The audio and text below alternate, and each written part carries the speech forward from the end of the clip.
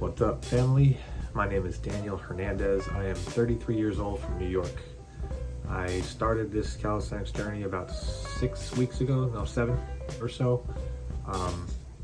Initially, I was drawn to it just from seeing certain moves, certain skills, and just incredible feats of strength. I was like, I gotta do that. So I have a background, probably about 4 years or so of strength training with weights, really, and then for me it just kind of got a little boring. It was just going through the motions of it after a while.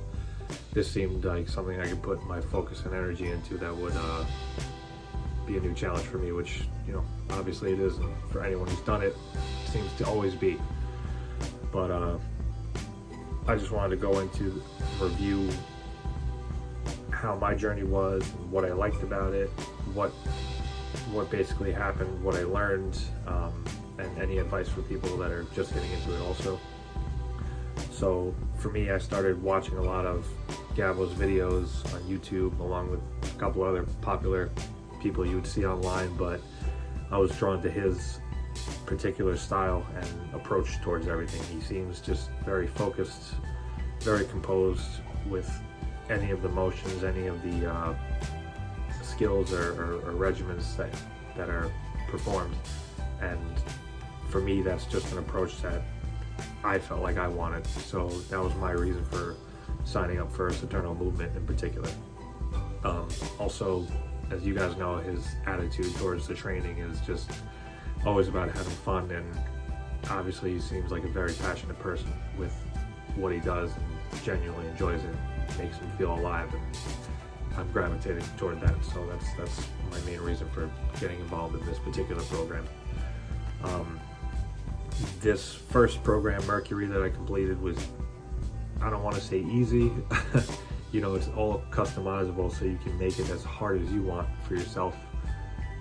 And he states that, you know, there's small audio segments at the end of each particular routine that you can listen to, and he explains how to make it easier, how to make it harder for you. So if you know yourself better, I think it's easier to understand where you can make things harder or easier for yourself. And obviously, if things are too hard, just bring it back a little bit, drop the ego, as he says, and try to just maintain your form and learn things the correct and proper way. It did require minimal accessories. In reality, for myself, I chose to do certain things weighted, so a vest was ideal for me, as opposed to a belt and some weights. Even though I had the option, for me, it just felt like it was on me and a little more, I don't want to say easier to move, but it was just wasn't shifting or doing that. So for me, the vest was the route to go with weights. It's nice to have an organized routine. You know, 6 weeks went pretty fast in this one, especially if you enjoy what you're doing. Everything's laid out for you. So I just finished my final assessment today, and now I'm like, you know, what am I going to do next? Go right into Venus? I might take just a week or two off and dabble around with a couple of the micro routines and some other things I'm trying to work on too before I jump into it. I was focused on just the routine, which made a huge difference. Don't let your ego get involved. You know, coming from strength training and weights, sometimes you feel like you want to do more, and that was my biggest problem. For me, the biggest thing I learned was that taking time and resting, not doing crazy amounts of volume and sets and doing every kind of workout you can just to burn yourself out, that really isn't the way to work out. For me, I've learned, you know, giving yourself time, doing about 4 or 5 routines, that's enough.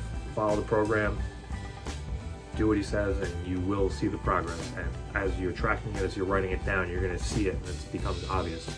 For me, from starting, I'd say everything went up from 20 to 30% increase, which is amazing for 6 weeks. You know, be honest with yourself. Just don't overdo it.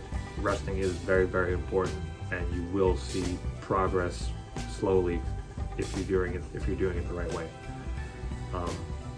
The tempo and the rest time in between the sets is another one that I never really focused on, and doing that totally made it harder. You know, having 1 minute to 90 seconds or 30 seconds, whatever the break you're doing is, makes a huge difference in how you're able to perform in the consecutive sets. So that's one thing I learned also that made a difference.